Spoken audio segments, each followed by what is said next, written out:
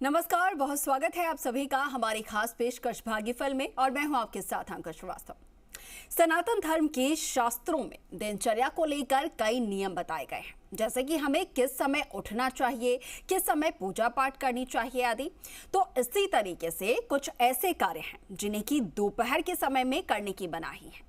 अगर आप दोपहर में ये कार्य करते हैं तो फिर आपको मान प्रतिष्ठा और धन संबंधित परेशानियों का सामना करना पड़ सकता है, साथ ही रोगों का भी आपको सामना करना पड़ सकता है। तो इसलिए दोपहर के समय में इन कार्यों को करने से बचना चाहिए। तो आइए आज जानते हैं कि वो कौन से कार्य हैं जिन्हें दोपहर में करने से समस्याओं का सामना करना पड़ता है। तो आज इस विषय पर हमें विस्तार से जानकारी देने के लिए हमारे साथ जुड़ रहे हैं ज्योतिष परिषद एवं शोध संस्था अध्यक्ष ज्योतिषाचार्य पंडित पुरुषोत्तम गौड़ जी। आचार्य जी प्रणाम, आपको बहुत स्वागत है आपका। जी शुभ आशीर्वाद। श्री राम जय राम, मेरे राम की जय हो। आचार्य जी का रुख करेंगे और आज के विषय में उनसे विस्तार से हम जानकारी लेंगे, बातचीत करेंगे। लेकिन उससे पहले अगर आपके मन में भी कोई शंका है या फिर आपके जीवन में कुछ परेशानी चल रही है तो आप भी बेझिझक सीधा हमारे साथ जुड़ सकते हैं और आचार्य जी से अपनी समस्या का हल भी जान सकते हैं। इसके लिए हम हमारा नंबर टीवी स्क्रीन पर फ्लैश कर रहे हैं, जिस पर आप हमसे कॉन्टेक्ट कर सकते हैं। ये नंबर है 012071538826 012071538787। आज के विषय में हम विस्तार से आचार्य जी से जानते हैं और जानेंगे कि आचार्य जी आखिर वो कौन से कार्य हैं, क्योंकि सुबह के वक्त में, शाम के वक्त में भी हमने बात किया कि कौन कौन से ऐसे कार्य हैं जिसकी मनाही होती है, जो कि नहीं करना होता है। तो ऐसे में आज जानेंगे कि दोपहर के समय में ऐसे कौन से कार्य हैं जो कि नहीं करने चाहिए या करने से बचना चाहिए, ताकि जो भी समस्याएं हमारे जीवन में आ सकती हैं वो ना आ पाए। देखिए, शास्त्रों के अनुसार सूर्य देव की पूजा और अर्घ से हम हमारा दिन का शुरुआत करते हैं जी। या सूर्य देव के दर्शन करने के साथ हम अपना जीवन शुभारंभ करते हैं जी। कुछ लोग अपना सारा कार्य करने के पश्चात स्नान करते हैं, तो कुछ लोग ऐसे हैं जो सूर्य उदय होने के बाद ही सबसे पहले अपना दैनिक कार्यों को पूरा करते हैं, जिसमें स्नान आदि होता है जी।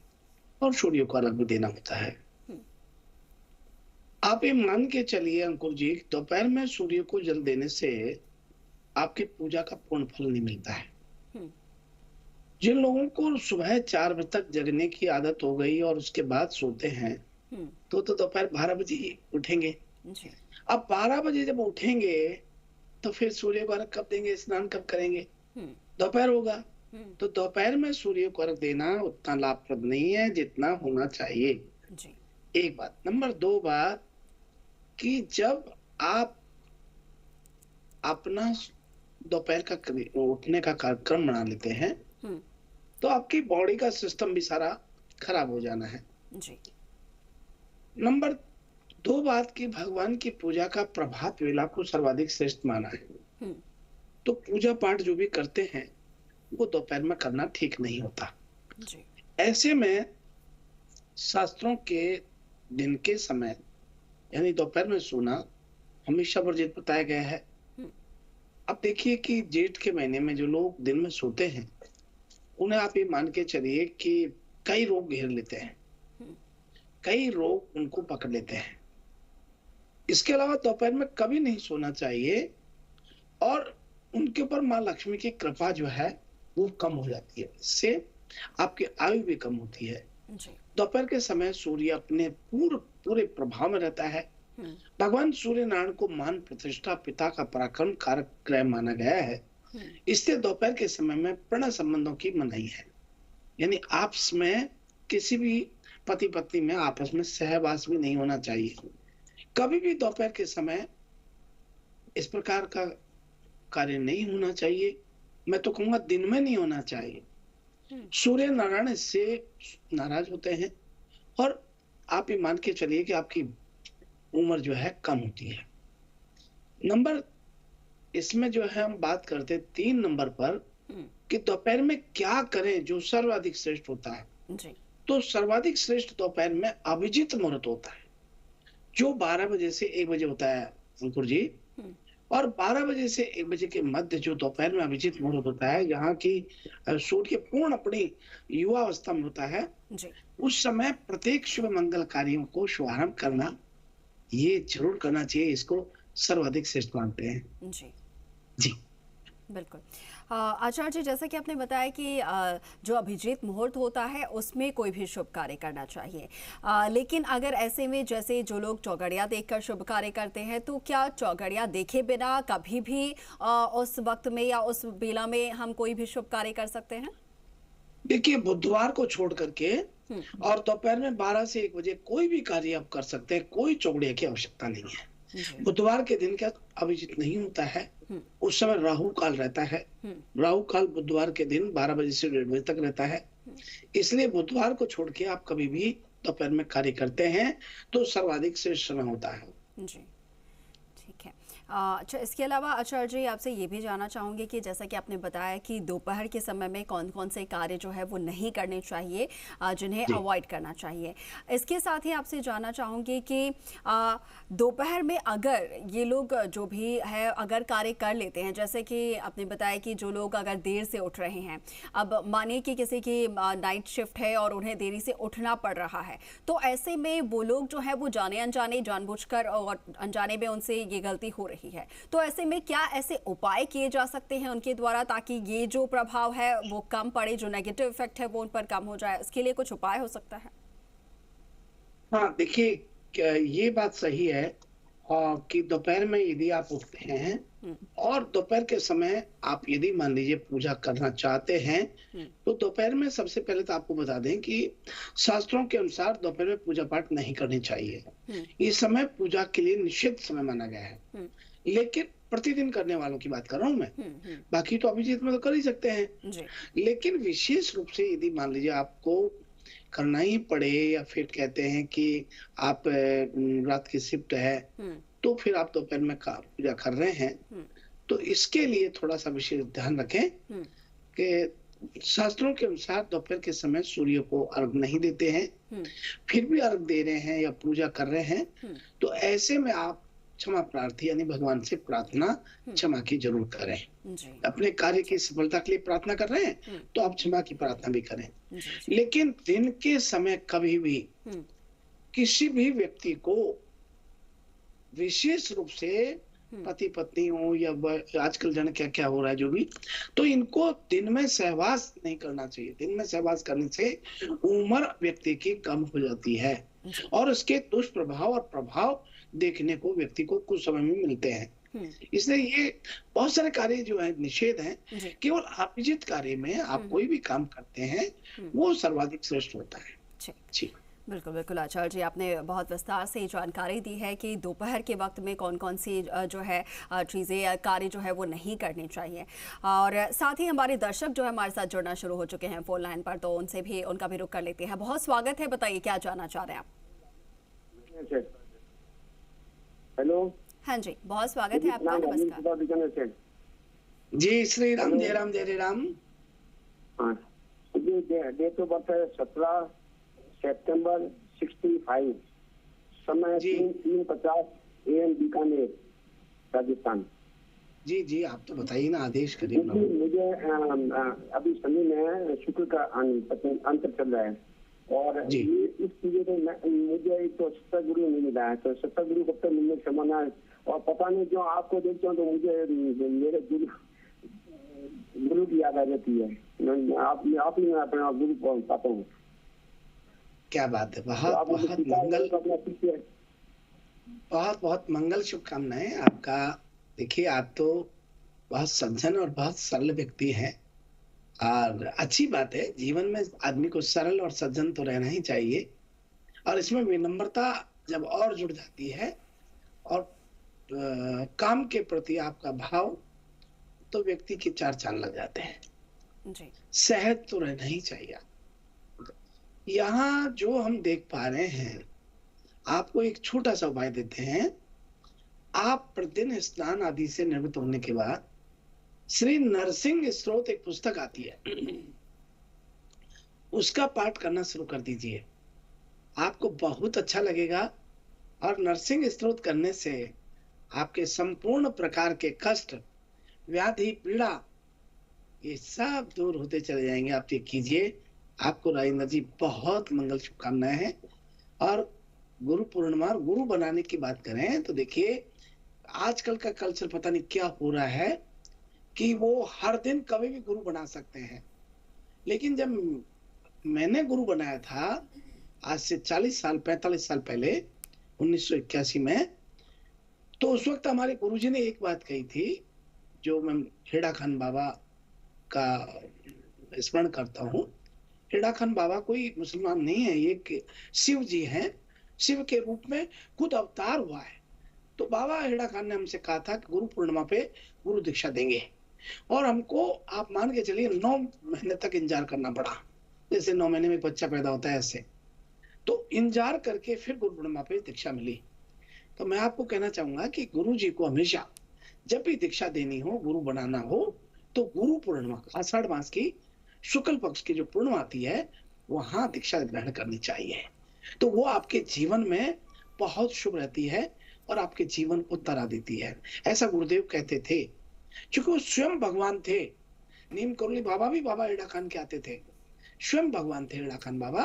और फिर उन्होंने 14 फरवरी 1984 को शरीर छोड़ दिया था। तो मैं आपको कहना चाहूंगा, पूर्णिमा पे जरूर गुरु के लिए आप बात करें, लेकिन अभी तो आप जो है अपना गायत्री का स्मरण करें। ब्राह्मणों का तो गायत्री जो है, और सभी लोगों का तो गायत्री स्मरण बहुत अच्छा होता है। जी बिल्कुल। आचार्य जी, और भी दर्शक हमारे साथ फोन लाइन पर जुड़े हैं, उनका भी रुख कर रहे हैं। बहुत स्वागत है, आप बताइए क्या जानना चाह रहे हैं आचार्य जी। प्रणाम, दंडवत जी। आयुष्मान श्री राम, जय राम, जय राम। मेरे बच्चे का जन्म 12/3/1994 सुबह 3:15 बजे, और मैं गुरुजी से ये निवेदन करता हूँ, इसकी सगाई कब तक हो जाएगी? ये डॉक्टर बच्चा है और डॉक्टरनी बच्ची मिल जाएगी क्या इसके लिए? और मिलेगी तो कौन सी राशि की मिलेगी? आपको बहुत मंगल शुभकामनाएं हैं। और देखिए, आपने बच्चे के लिए जो पूछना चाहा है कि शादी होगी तो कब होगी और डॉक्टर बन जाएगा, इसको शनि की महादशा है। डॉक्टर बनने के लिए ही यह दशा आई है, और ये 4/4/2025 तक शानदार तरीके से सफलता दे रही है। तो एक बात। नंबर 2 बात कि इनको जो लड़की मिलेगी वो ए नाम से मिलेगी, और आपके घर से पूर्व दिशा में मिलेगी। और विशेष तौर पे आप ध्यान रखें कि इनको विषयोग बना हुआ है, इसलिए शनिवार के दिन सरसों का तेल मुंह देख करके शनि को चढ़ाने के लिए कहें, और ब्राह्मण और संतों की सेवा करने के लिए कहें, और प्रतिदिन हल्दी पानी में डाल करके स्नान करें। ए और एम नाम से लड़की आती है, और बहुत ठाट बाट से इनकी शादी होगी। वहीं डॉक्टर इनको बनाएंगे क्योंकि शनि की महादशा चल रही है। ये इनके लिए बहुत शुभ मंगल कारक रहेगी।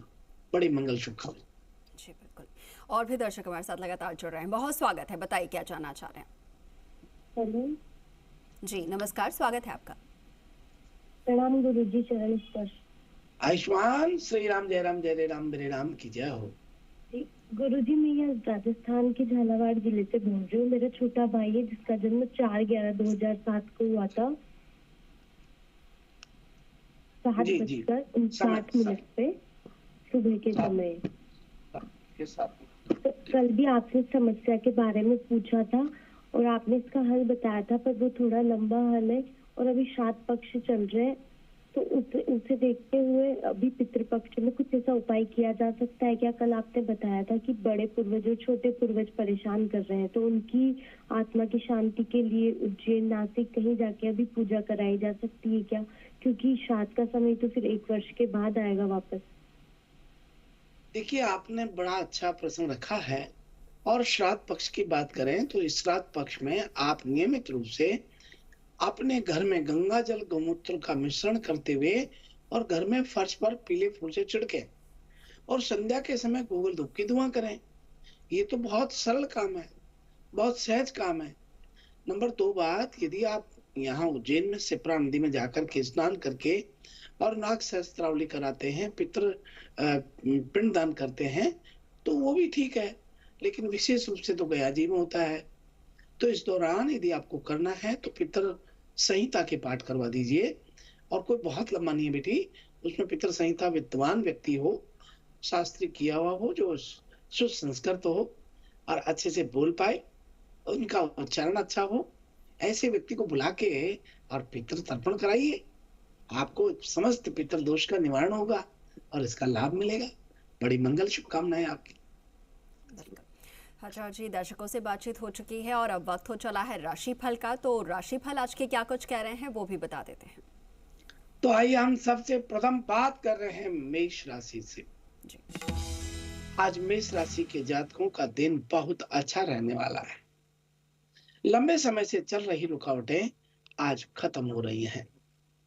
महिलाएं रसोई घर में काम करते हुए थोड़ी सावधानी आज जरूर रखें, नहीं तो नुकसान उठाना पड़ सकता है। आप में सफलता और उच्च पद पाने की बहुत तीव्रता से इच्छा रहेगी। आपकी कोशिश अपने आप में छाप छोड़ने वाली है। इस राशि के जो लोग एक्टिंग क्षेत्र से जुड़े हैं, उन्हें कोई बड़ा ऑफर आज मिल सकता है। और बात कर रहे हैं वृषभ राशि वाले लोगों, किस्मत आपके साथ रहेगी। आप घर में ताजा फूल की तरह अपने स्वभाव में ताजगी बनाए रखें। ऑफिस में जो काम आपने किया है, आपका श्रेय किसी और को ना लेने दिया जाए। बॉस आपको किसी जरूरी काम से विदेश यात्रा पर भेज सकते हैं। और अब आइए हम बात कर रहे हैं मिथुन राशि वाले लोग। दिन बहुत ठीक समय है। किसी कार्य में पड़ोसियों का सहयोग प्राप्त होने वाला है। सामाजिक तौर पर आपकी प्रतिष्ठा बढ़ेगी। किसी सामाजिक संगठन से जुड़ने के लिए भी दिन बहुत अच्छा रहने वाला है। सफलता आ रही है। सभी दिक्कतें आज आपकी दूर होंगी। और भाई हम बात कर रहे हैं कर्क राशि वाले लोग। भविष्य की योजनाएं बनाने के लिए बहुत अच्छा समय है। इस राशि के जो लोग मार्केटिंग के क्षेत्र से जुड़े हैं, उन्हें काफी धन लाभ होने की संभावना दिखाई देती है। और अब आइए हम बात कर रहे हैं सिंह राशि वाले लोगों के लिए। दिन मिला जुला प्रतिक्रिया दे रहा है। कुछ नए मौके भी मिलेंगे जो आपको आर्थिक लाभ कराएंगे। पिछले किए गए प्रयासों का फल आज प्राप्त होने वाला है। और अब बात कर रहे हैं कन्या राशि वाले लोगों के लिए। आज दिन महत्वपूर्ण रहने वाला है। कोर्ट कचहरी में चल रहे मुकदमों का हल आज निकलेगा। किसी बड़े वकील की सहायता भी आपको आज मिल सकती है। कुंवारी कन्याओं के विवाह की तलाश कर रहे लोगों की तलाश पूरी आज हो सकती है। कन्या के लिए आपको शुभ योग। और अब बात कर रहे हैं तुला राशि वाले लोगों के लिए। काम काज में सावधानी रखने की जरूरत है। छोटे स्तर पर शुरू किए गए बिजनेस आपके लिए लाभकारी रहेगा। आपने जो लक्ष्य निर्धारित कर रखे हैं, उनकी काफी करीब तक सफलता प्राप्त हो रही है। और अब आइए हम बात कर रहे हैं वृश्चिक राशि वाले लोगों के लिए। आपका मन आध्यात्म में अधिक लगा रहेगा। कोई नया काम शुरू करने का विचार आपके मन में आज आ सकता है। आप मांगलिक कार्यक्रमों की तैयारी में व्यस्त थोड़े रह सकते हैं। किसी दोस्त से अचानक मुलाकात आपके भविष्य के लिए फायदेमंद रह सकती है। और अब आइए हम बात कर रहे हैं धनु राशि वाले लोगों के लिए। ऊर्जा से भरपूर रहेंगे। आपको वाणी पर संयम रखना होगा, वरना किसी अन्य से आपकी अनबन रह सकती है। और इसमें सहयोगियों का पूरा पूरा साथ आज आपको मिलेगा। बिजनेस में आपको सकारात्मक परिणाम मिल रहे हैं। और अब आइए हम बात कर रहे हैं मकर राशि वाले लोग। दिन खुशियां लेकर आ रहा है। जो लोग राजनीति के क्षेत्र से जुड़े हैं, उनकी सामाजिक प्रतिष्ठा में वृद्धि हो रही है। जो लोग विदेश में उच्च शिक्षा के लिए जाने जाते हैं, उन्हें आज अवसर मिलेगा और साथ में मानसिक रूप से प्रसन्नता मिलेगी। और अब बात कर रहे हैं कुंभ राशि वाले लोगों के लिए। आज का दिन बहुत अच्छा रहने वाला है। साइंस और रिसर्च की फील्ड से जुड़े लोगों को कोई नया प्रोजेक्ट आज मिल सकता है। पुराने कामों का निपटारा करने के लिए दिन बहुत अच्छा रहने वाला है। और अब बात कर रहे हैं मीन राशि वाले लोगों के लिए। आज मीन राशि के जातकों का दिन शानदार रहने वाला है। किसी सरकारी अधिकारी का सहयोग आज आपको प्राप्त हो रहा है। जीवन साथी के साथ चल रहा पुराना तनाव भी आज दूर हो रहा है। पार्टनर के साथ रोमांटिक डिनर भी आज आप कर सकते हैं। रचनात्मक शो आपको सुकून का एहसास कराएगा। इस प्रकार से यह है आज का अपना राशिफल। जी बिल्कुल बिल्कुल आचार्य जी, आपने राशिफल बता दिए हैं और कैसा आज का दिन रहने वाला है, क्या कुछ आज के दिन करना होगा और क्या कुछ करने से बचना होगा, ये भी आपने हमारे दर्शकों को बताया है। और साथ के साथ जो दर्शक हमारे साथ जुड़े अपनी समस्याओं को लेकर, उन समस्याओं का समाधान भी आपने बताया, उपाय भी आपने बताया है। आचार्य जी, आपका बहुत धन्यवाद हमारे साथ जुड़ने के लिए। प्रणाम आपको। जी शुभ प्रभात। श्री राम जय राम, जय जय राम। शुभ आशीर्वाद। मेरे राम की जय हो। इसी के साथ फिलहाल के लिए भाग्यफल में इतना ही, लेकिन आप बने रहें जी राजस्थान के साथ। नमस्कार।